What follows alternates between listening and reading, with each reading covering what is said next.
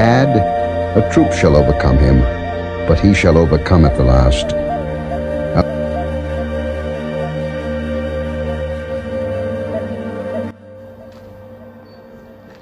Definition for savage, meaning wild and untamed, was a term to dehumanize it, excused everything from land occupation and native genocide to slavery. It's a term not welcome among indigenous communities. Dred Scott decision, legal case 1857, in which the U.S. Supreme Court decision is that African Americans and Native Indians were not and could never be U.S. citizens and had no rights that a white man needed to respect. According to JSTOR, George Washington, through the Sullivan-Clinton campaign of 1779, waged a devastating scorched earth campaign that contributed to the deaths of many Haudenosaunee people.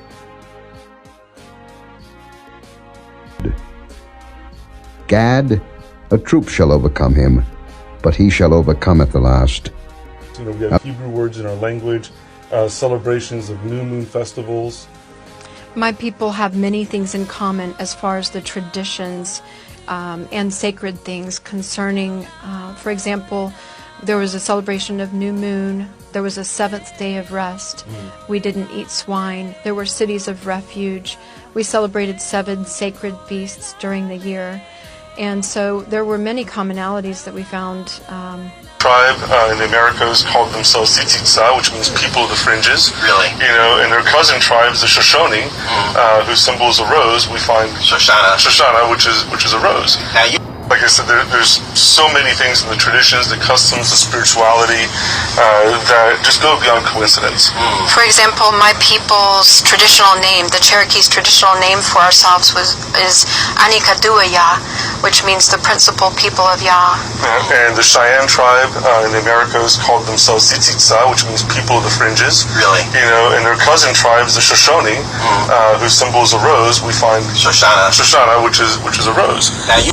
Like I said, there's Gad, a troop shall overcome him, but he shall overcome at the last. Here. This, by the way, is sitting in Ohio. Well, he opened up the box and he found a little man inside, a little black stone. They took it to scholars and they looked at it. The man seems to be carrying something, and there's writing here at first they couldn't recognize. The writing is, they thought in 1860, some sort of Hebrew. Well, finally, about 20 years later, they found some rabbis living in the area, and the rabbis looked at that, and they could read it. They said it was an old kind of block Hebrew, and it was a rendition of the 10 Commandments. Now, this is another piece. Block Hebrew, they said they'd never seen anything like it. Mainstream archaeologists at the time called this a hoax. But then in 1900, or just about after 1900, in Israel, they found the same block-style Hebrew writing. Mainstream archaeologists still dismissed the findings. They found it in Israel, and they found it in Ohio. But there was another stone that they found that they couldn't argue. This is the Bat Creek stone. It was found during the course of an official Smithsonian evacuation. The Smithsonian didn't understand the meaning of the writing on the stone. They thought it was Cherokee, since it came from Cherokee country. They didn't realize that it's actually Hebrew. They had published this originally upside down. They threw it in a box at the bottom of the Smithsonian, put it in the basement. Many years later, a scholar took it out of the box, looked at it, and went, oh my gosh, it's upside down. It's Phoenician, ancient Hebrew. So what's going on here? What is that about? Where is that history?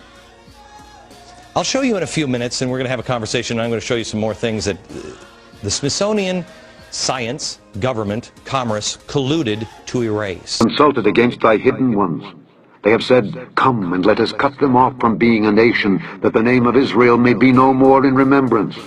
Website, lostcivilizationdvd.com. Here's the thing we should be asking ourselves. I don't know the story of these. Do you know that? Did you know that? Do you live in Ohio and did you know that? Why not? Were the American Indians wronged? Yes.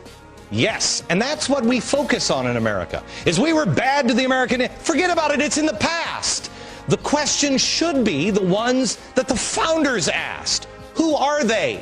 What knowledge do they have? Can you imagine the difference we would have now if we would put our differences aside and put our past in the past and concentrate on today and say, let's learn from each other. What do you have? What is that? What is that? When we come back, I'm going to be the history that has been erased in our nation, and in particular with the Native Americans, happened because it didn't fit the story they created, Manifest Destiny. It only works when Indians were savages, and they had to have savages for commerce and government to expand. The ancient artifacts prove otherwise. Why aren't we looking into those? Peter Lilbeck. You see that? You see, prophecy trumps over DNA, and bloodline trumps over skin complexion, and true history lines up with the Bible. So let the righteous rebel. All praises. So we're going to break down one of the prophets in the Indian tribes. And his name is Looking Horse. And he speaks a prophecy concerning things that will take place pretty soon. And is lining up with the word of the Most High, right? Because they are from the tribe of Gad. So let's break down this video and see what he has to say concerning prophetic times. Let us continue.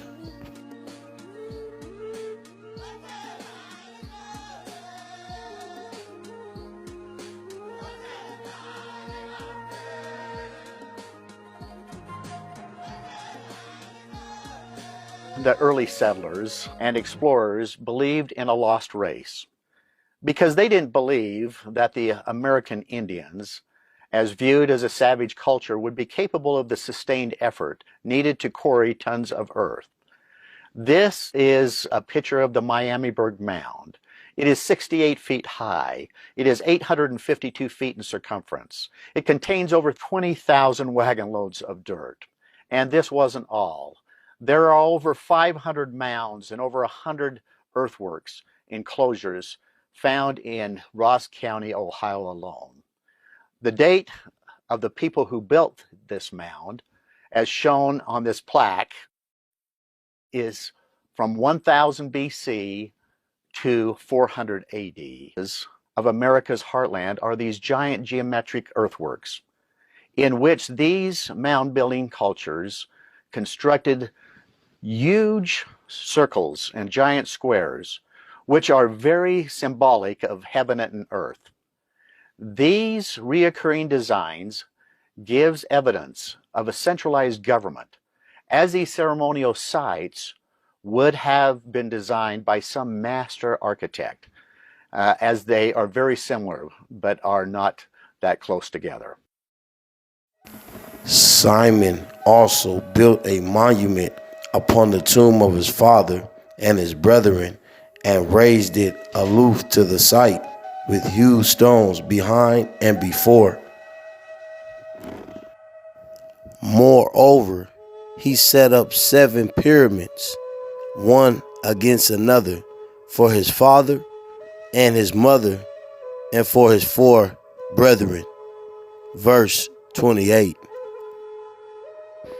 Exodus chapter 1, verse 11. Therefore, they did set over them taskmasters to afflict them with their hard burdens, and they built for Pharaoh treasured cities, Pantheon, and Ramesses. People are going to be really mad that I pointed this out, but have you ever noticed all the guest speakers on Ancient Aliens are really white? That's weird, right? Because this show is primarily about analyzing the culture of people of color in ancient history, and yet the only times I ever seem to notice a local being interviewed is to just give basic facts about the area. The locals are never the people claiming that it was actually aliens. The show is still on the air, it's got almost 200 episodes, and they're still making more of them, so I'm sure there are exceptions. But anytime I see it on TV, it's always a white dude describing things that non-white people did, saying that it was impossible for how undeveloped they were, and then saying that it had to be aliens. How could the Easter Islanders have invented their own writing without some other cultural influence? They're doing things that would require precision work. How could they have had these advanced machining tools? The one answer would have to be they'd gotten it from ancient aliens. The Mayans could not possibly have developed these systems on their own, so it is clear that they were given to them by aliens out there. Of course, the ongoing narrative of these moments is clearly a somewhat contradictory lack of respect for these civilizations and their people. Their art is interesting enough to analyze, their accomplishments impressive enough to praise, and yet the hosts always come back around to directly or indirectly saying that they were too unsophisticated to have accomplished any of this without outside help, which is an opinion that they never seem to come to about European churches or castles or anything like that. Architect, as they are very similar but are not that close together.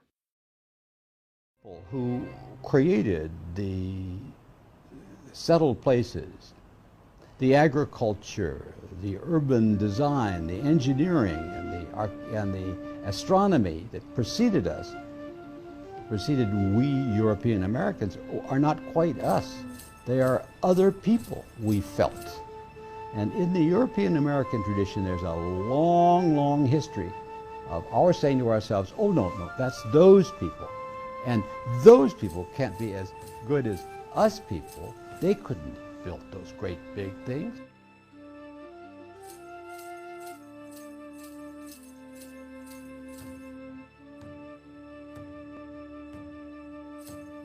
Thankfully, today's scientific community is beginning to take a renewed look at what artifacts and ancient cities yet remain, such as these once city walls, intentionally preserved as mounds in a golf course in Newark, Ohio.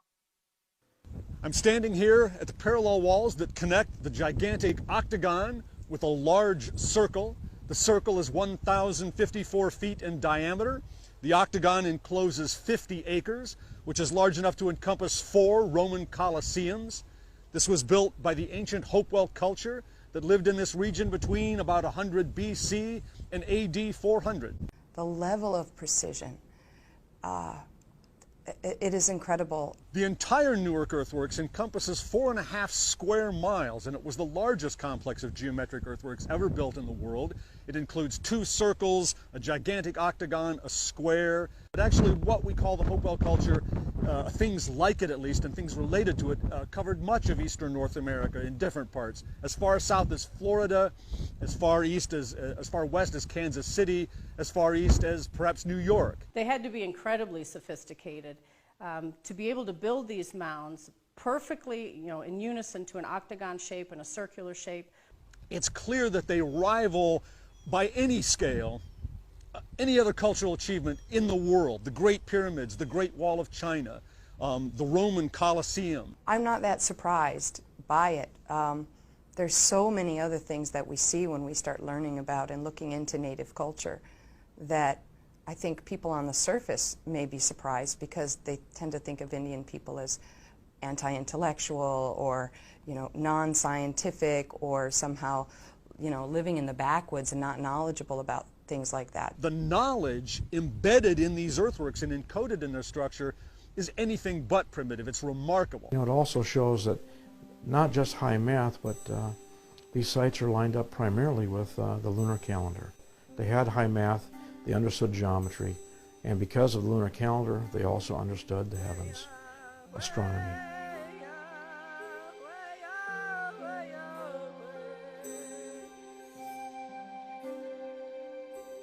What I've learned now is just how amazing they were in terms of their knowledge of the solar system and of mathematics. And the lunar calendar comes from the Mediterranean, and then they had the unit of measurement was 606, which they call the stade.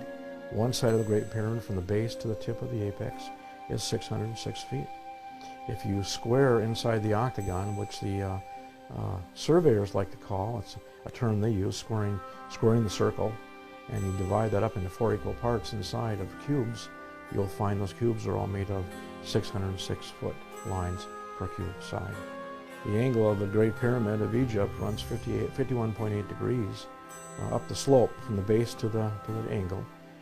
That measurement is there, and when you come off of the baseline at Newark and you run true north and then measure that angle back to the baseline, what do we find? 51.8 degrees. So did they have the same math as the ancient Egyptians? Well, I gotta say, yeah, it sure looks like it.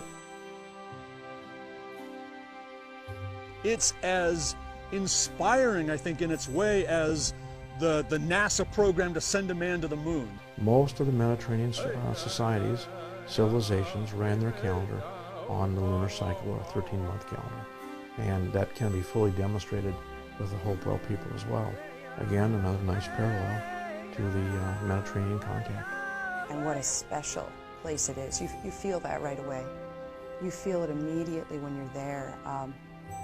I was in a kind of strange position because I was on a job interview when they took me to the site, and I was literally just from the presence of the place moved to tears and felt kind of uncomfortable as a person in a job interview, but yet having these strong emotional feelings and some connection to this place and the history that was there. And it just occurred to me, how could this be?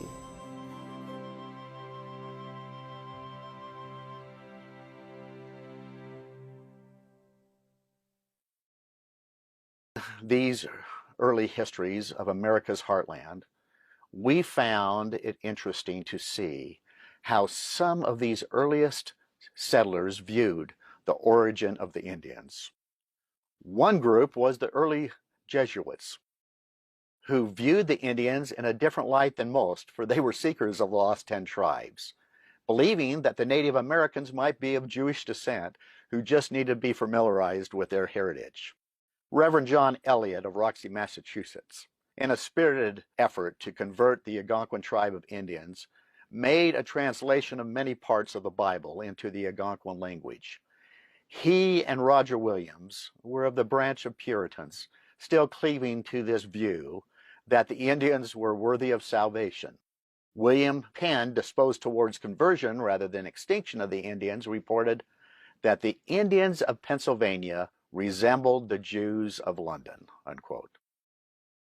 One of the earliest writers to explore these ruins and the origin of the Indian was James Adair, who traded and resided among the Indians for some 40 years, where he was encouraged to write a book in 1775 entitled The History of the American Indians.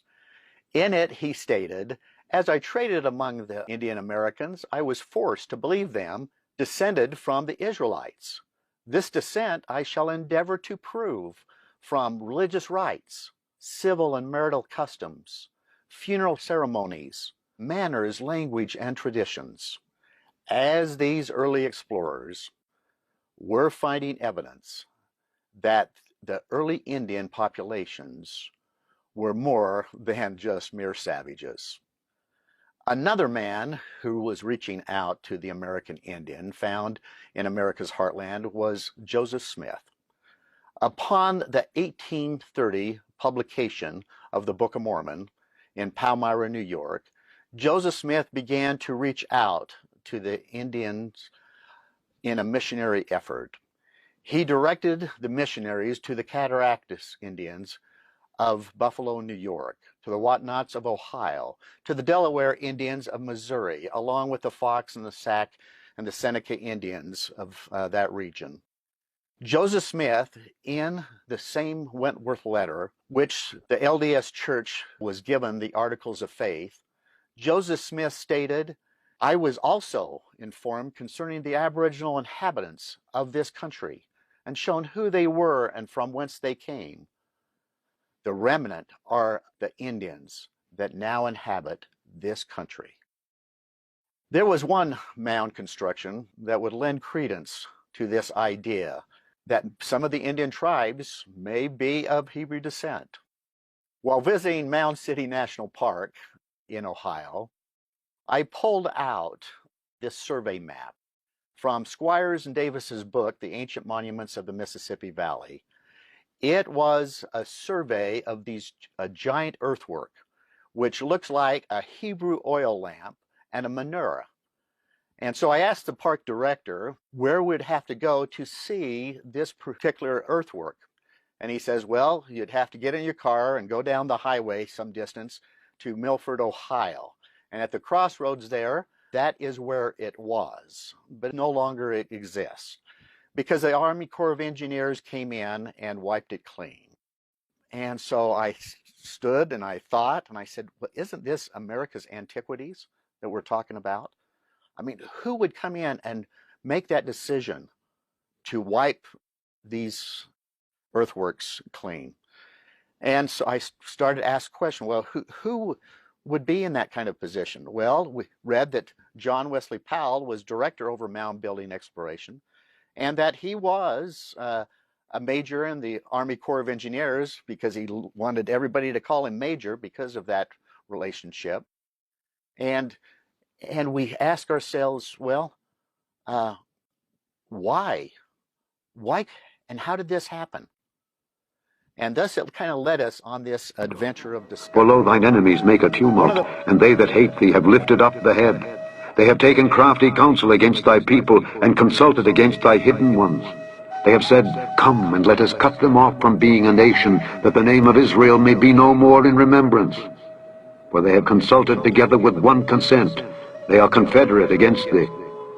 The tabernacles of Edom and the Ishmaelites, of Moab and the Hagarenes, Gebal and Ammon and Amalek, the Philistines with the inhabitants of Tyre, Asser also is joined with them. They've holpen the children of Lot. Selah. Do unto them as unto the Midianites, as to Sisera, as to Jabin at the brook of Kison, which perished at Endor. They became as dung for the earth. Make their nobles like Oreb and like Zeb, yea, all their princes as Zebah and as Zalmunna, who said, let us take to ourselves the houses of God in possession. O my God, make them like a wheel, as the stubble before the wind. As the fire burneth the wood, and as the flame setteth the mountains on fire, so persecute them with thy tempest, and make them afraid with thy storm. Fill their faces with shame, that they may seek thy name, O Lord. Let them be confounded and troubled forever.